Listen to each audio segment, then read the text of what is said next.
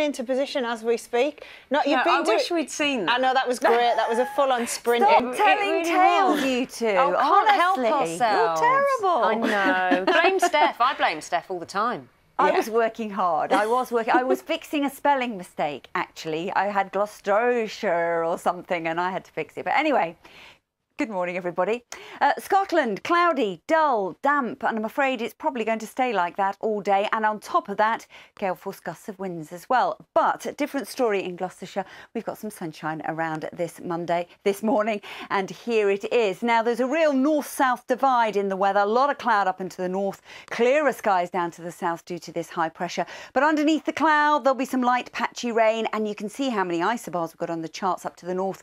That denotes windy conditions. So gale force gusts of winds along west-facing coast, and there'll be some light drizzly nuisance rain through the day. But a little bit more shelter into eastern Scotland. We might see some sunshine and some warmth, and that's going to be the story, really. Northern Ireland, northwest England, wet, windy. Gales in excess of 50 miles an hour across the Pennines, but just head a little further east in that shelter, we could see 17 degrees in the London area. That's 63 Fahrenheit if we keep that sunshine with us. And certainly it'll be lighter winds, so it'll feel a little more pleasant here. But as we go through the evening, the cloud, the wind and that light nuisance rain sinks its way south. So there'll be some murky conditions moving through Wales into southwest England, windy with it as well. But behind it, some clearer skies. So double digits down across England and Wales, but a chillier start for Scotland, and the reason being is the winds changing direction yet again. A theme in the weather story over the next few days. So a northerly wind takes over, lighter winds and more sunshine around, but those northerlies just might drive in a few showers on exposed east coast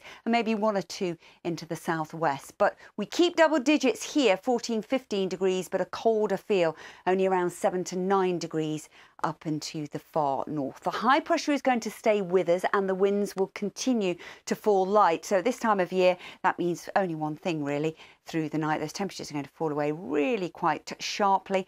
In towns and city centres, a chilly start. So in rural spots, we could see temperatures just below freezing in places.